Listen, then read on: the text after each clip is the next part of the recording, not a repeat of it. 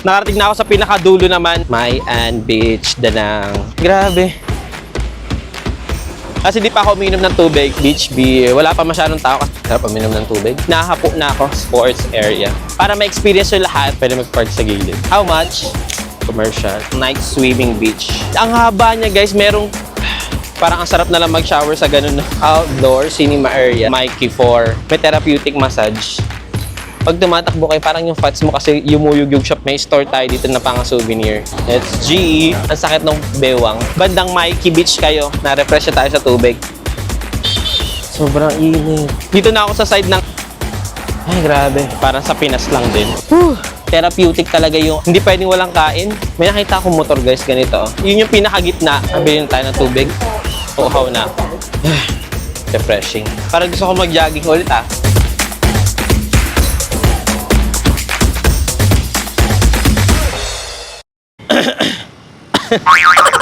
Hello mga bangers, ito na.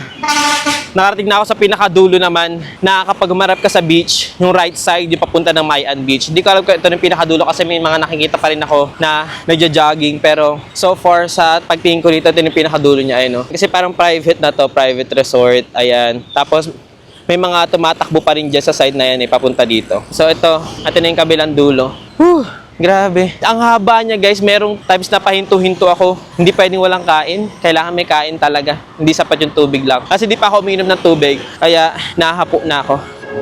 Parang gusto ko tuloy mag-shower na lang sa ganun, no? Ayan, may pay parking, tapos may shower. Parang ang sarap na lang mag-shower sa ganun, no? Kapag galing ka sa takbo na puro pawis. Grabe.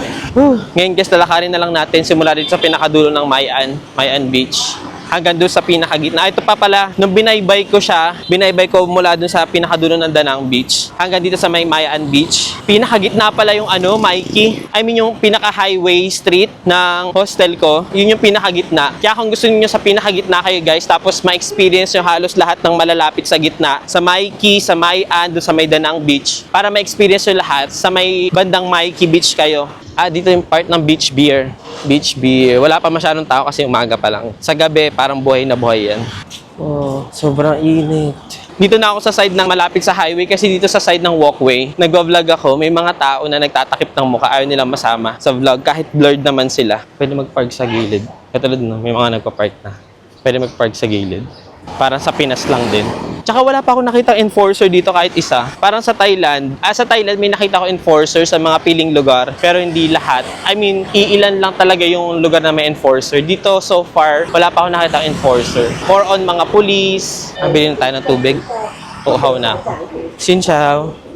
Can I buy water? How much? 15. Ayun, 15 din siya.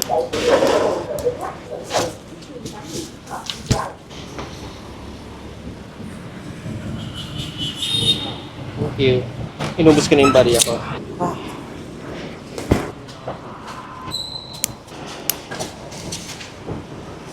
Inom muna tayong tubig. Commercial. Refreshing.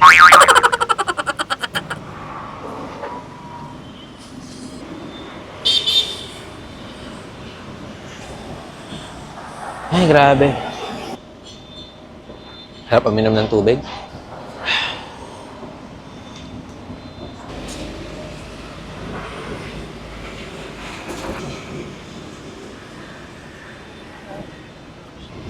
Okay, tapos na tayo uminom ng tubig. Tapon natin sa basahan. Let's G. Parang gusto ko mag-jogging ulit Na-refresh na tayo sa tubig. Ito pala guys, meron dito part ng night swimming dito sa Mayan Beach. Mayan Beach by Tamdem or parang night swimming beach. Yan, dito sa side na to. Itong quadra ng or yung Danang Mart guys, lakad lang kayo konti. Yan, pwede na dito mag-night swimming. Ayun yung part na, hindi ko alam kung yun lang yung part na pwede mag-swimming ng gabi. Siguro kaya pwedeng night swimming dun, siguro merong dito lifeguard sa part na to. May nakita akong motor guys, ganito Tignan nyo. Meron siyang sa gilid, lagayan ng surfboard. Ang dami na naman tao dito sa side ko. Kaya bumilid ako. Baka magtakip-takip na naman sila ng mukha nila. Outdoor cinema area. May outdoor cinema area sila guys. Kuchupim. Outdoor cinema area. Ito Ano ang cinema dito? Siguro dyan, may nakapost. Oo, nakapost. May malaking wall, tapos siguro doon pina-flash yung cinema. Ay, ito pala yung pinakamalaking signage ng Mayan Beach. Harap ko sa inyo. Ayan. Mayan Beach, Danang. Oh, lawak din ah. Konti lang yung mga tao dito sa Mayan. Pinakamarami sa Danang Beach. Kasi may malawak siya na platform eh. Tapos sunod yung Mikey and then Mayan. Merong ano dito, sports area. Nakalagay, sports area. Pero volleyball lang naman ang meron. Kaya naging sports area yun. Volleyball lang. Ito, therapeutic massage. May therapeutic massage. And tropical Palm Beach Spa. Ah, dito talaga siya sa ano, sa beach. Massage foot and body. Parang maganda magpa-massage dun ah. Kasi wala na tayong pera. Ay, kitipid tayo. Ay, wala na tayong pera. Kaunti na lang ating pera. Hindi, wala na, kaunti. Kaya Lord, pakidagdagan. Ay, dito na pala tayo. Andito na tayo guys, ito pinakagitna. Biruin mo yun, natakbo ko or nalakad ko yung buong Danang Beach. Whew. Grabe. Ito, isi-share ko sa inyo kung saan ako nag-stay na hostel. Tapos dito na rin kayo kumuha ng mga accommodation kasi gitnang-gitna talaga siya. And ang lawak ng beach dito. Oh, ang lawak ng beach. Ang palatandaan natin guys, ayan. Yung New World KTV or Langka. Tapos merong 43 Town. Ito yung 43 Town na maraming mga restaurant. Ayan, merong 43 Town. Tapos itong Langka. Karaoke New World. Ayan, dyan yung sa gitna na yun. Tawid na tayo. Ha, tumakbo. Isang tawid dun sa beach. Sunod, isang kanto lang. Yun na tayo sa hostel natin. Ito na yung yung signage. Nguyen Van To Ai. Tapos yung street ko naman kung saan ako, Mikey 4. Tapos meron ganito, may store tayo dito na pang souvenir. Upo muna tayo dun sa may katabing hostel. Kasi may dito eh. Meron silang alfresco dito na upuan na wala namang nakatambay. Kasi doon sa may natin, yung tambayan dun sa hostel natin, sa Ocean Glow Hotel, ang daming lamok nung gabi. Hindi ko lang alam ngayon kung marami pa rin lamok. Pero kasi may lamok eh. Tapos dito, medyo mahangin tsaka malamig. Grabe guys, therapeutic talaga yung pagja-jogging. Diba kanina pagising ko sobrang sakit ng ulo ko, nawala yung sakit ng ulo ko. Napalitan ng sobrang sakit ng katawan. Sakit ng katawan ko. Kapag nagja-jogging kasi ako guys, or tumatakbo, ang pinaka-sumasakit, syempre bukod sa legs, saka sa binte, yung dito niya, yung kalahati ng katawan mo, yun yung sumasakit. Kasi pag tumatakbo kayo, parang yung fats mo kasi yumuyugyug siya pababa. Kaya ang sakit ng bewang. Gusto ko magpahinga muna saglit dito bago ako pumunta doon tapos maliligo na ako. Bye-bye! Good morning ulit mga abangers. So, finormat ko na tong camera na SD card or memory card. Tapos, finormat ko na rin tong microphone para safe tayo. So, medyo late na tayo lumabas kasi after natin mag-jogging, pag uwi, tinransfer ko lahat ng files dito sa SD card natin sa camera, sa may hard disk, para marami pa tayong files. And ngayon, anong oras na? 10:45 na dito sa relo ko. So, ibig sabihin 10:45 na dito sa Vietnam. And dapat 9 AM nandun na tayo sa Vin Wonders. Pero, ang gagawin natin, mag-aalmusal muna tayo dito sa The Cups Coffee Roastery. Diyan tayo. Katabi lang yan guys nito ng bread and butter. Pero ngayon, parang ang daming tao sa may Cups Coffee Roastery ngayon. Pero okay lang yan. Kailangan natin mag-almusal at nagugutom na ako bago tayo mag-Vin Wonders. So tatawid kasi ako guys. Ayoko mag-video habang tumatawid. Ayun, nakatawid naman tayo ng matiwasay. So ngayon, dito na tayo sa Cups Coffee Roastery. So tara, pasok tayo. Let's go. Yung mga buko-buko rin sila dito guys. Ito yung ham and cheese croissant. Ham and cheese croissant na in-order natin.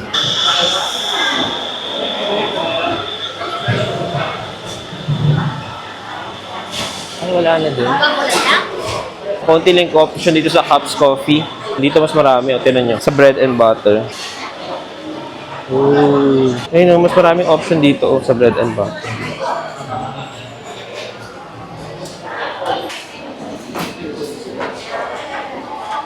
May sausage croissant. May sausage. Ka-orderin ko yan. May burger din. Beef burger. Ito yung in-order ko kahapon. Ham and egg cheese croissant. Kuha na lang tayo ng tray, tapos order tayo. Kasi dalawa yung orderin natin. Kuha tayo ng beef burger. Ito. Kuha tayo ng beef burger. Lagyan natin dito. Tapos, ito. Kuha tayo ng sausage croissant. Oh. Tapos order na tayo ng Mas maganda dito sa B&B. Kesa dun sa kabila, ang konti ng option ito na nakadalawa agad ako. Tapos pili tayo ng coffee. Yun siya. For here, 1 cappuccino. Yes. For here, hot.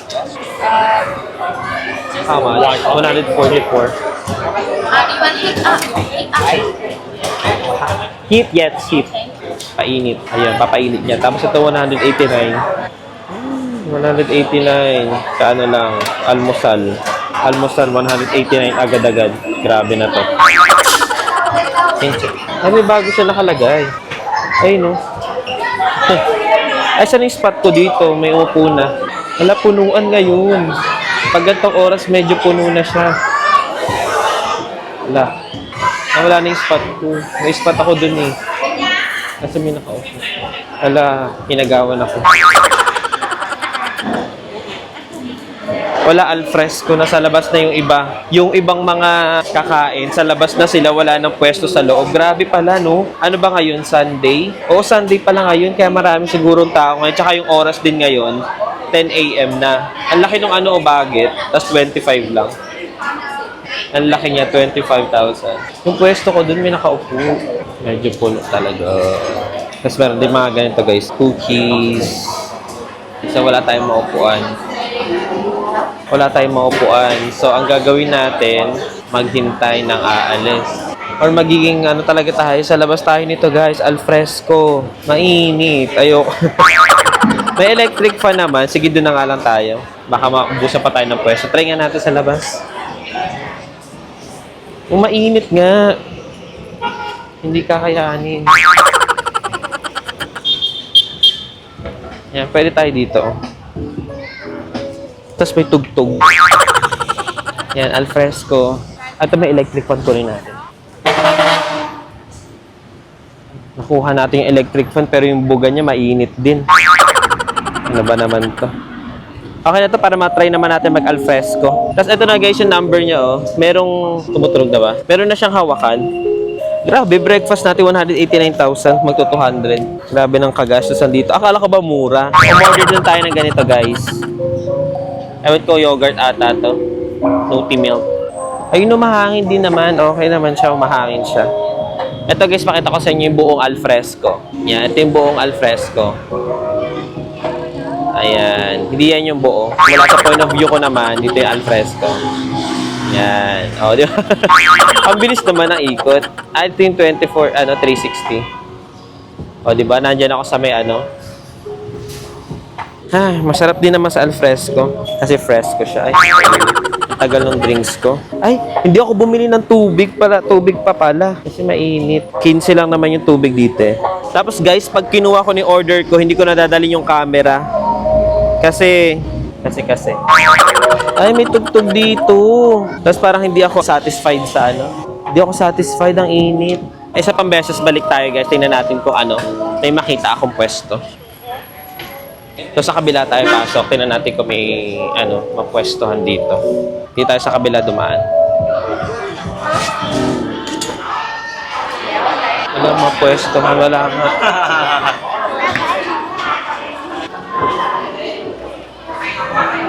Ay, ano yun? May natutulog. Ayoko dyan. Dun sana. Ako dito na lang. Ayan, nakapwesto na rin tayo. Pwede na to dito.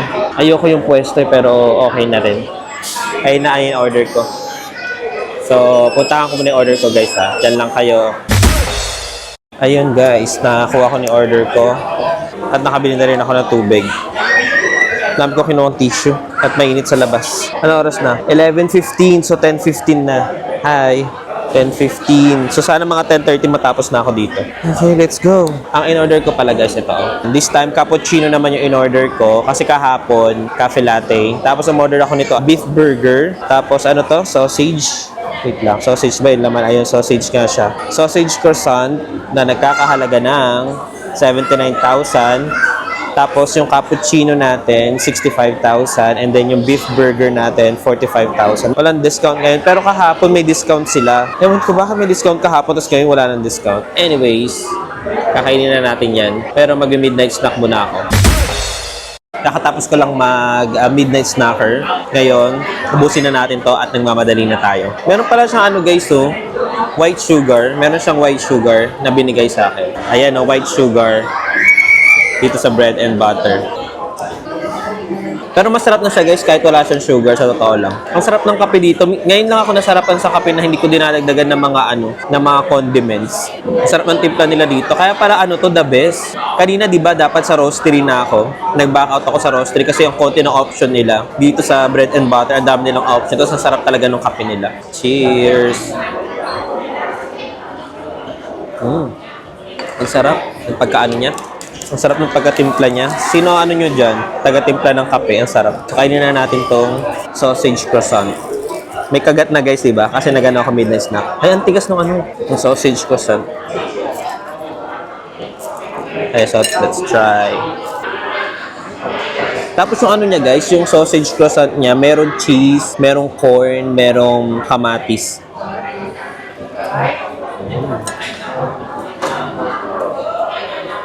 Ay, yung corn niya, oh.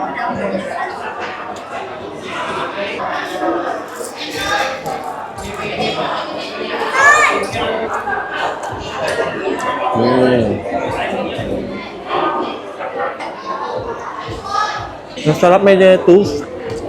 Para kahit paano busog. Alam niyo guys, dun sa pupuntahan natin na Vin Wonders, may inabay tayo dun na lunch buffet. Pero gutom na talaga ako.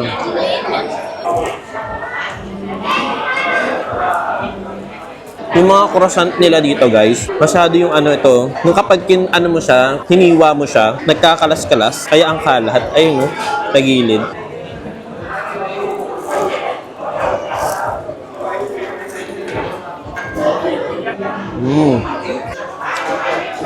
Yung ibang mga tao naman dito, at home na at home. Mga iba nakapatong ang paa, iba, may nakahiga nga ako nakita. Wala naman problema sa mga ganyan, pero sana, di ba? Courtesy na lang sa mga iba pang papasok. Ito guys, oh. Yung nagpapasarap sa kanya, ayun. May cream tsaka cheese. Tapos merong, ayan. Merong corn.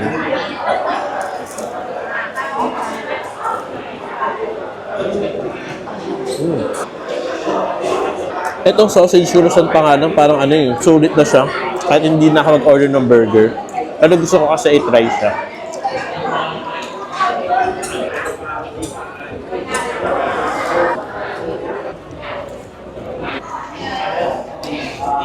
At talagang sister company or sister restaurant pala itong The Cups Coffee, Roaster, tsaka Bread and Butter. Kasi yung internet natin mo, iisa lang. Yung nakakonect na ako sa wifi nila. Okay, uubusin ko lang muna to guys, tapos siguro lalarga na ako after. Nag-order ako ng yogurt. Ito guys, oh. Nag-ikot-ikot ako kanina, tapos may nakita akong yogurt niya. Ito, Nutri-Milk. Wala siyang English na nakasulat. Ito, oh. Coconut yogurt siya. Ayan, oh, sarap.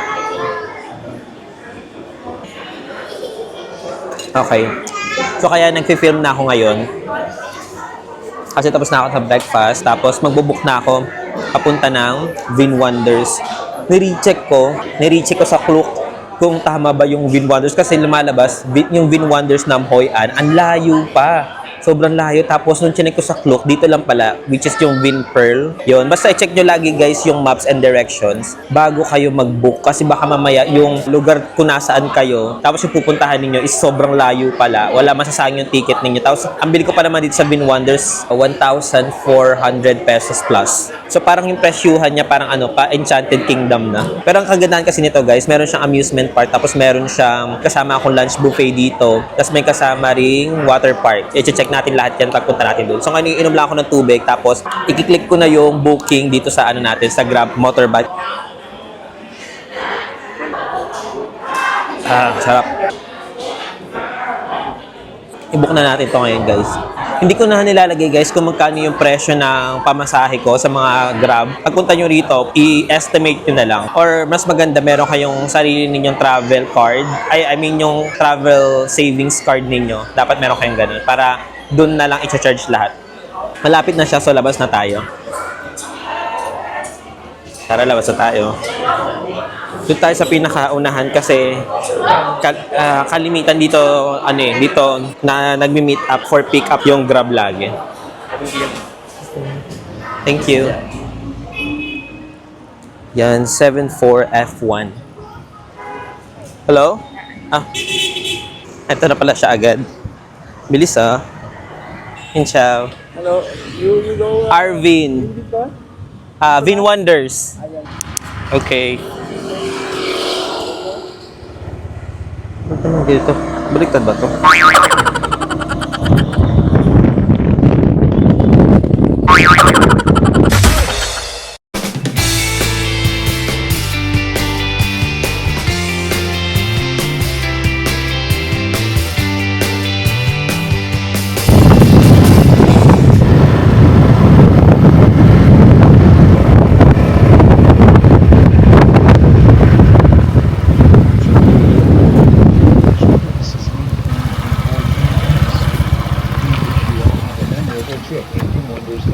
Thank you. Thank you so much. Grabe ngalay. Grabe ang ngalay ko dun sa pag-upo. Ang sakit. Lagpas isang oras ata, more or less 1 hour. Ang sakit para akong tinira sa puwet. Ito guys, Vin Wonders Amusement. I don't think so. No, no, no, no.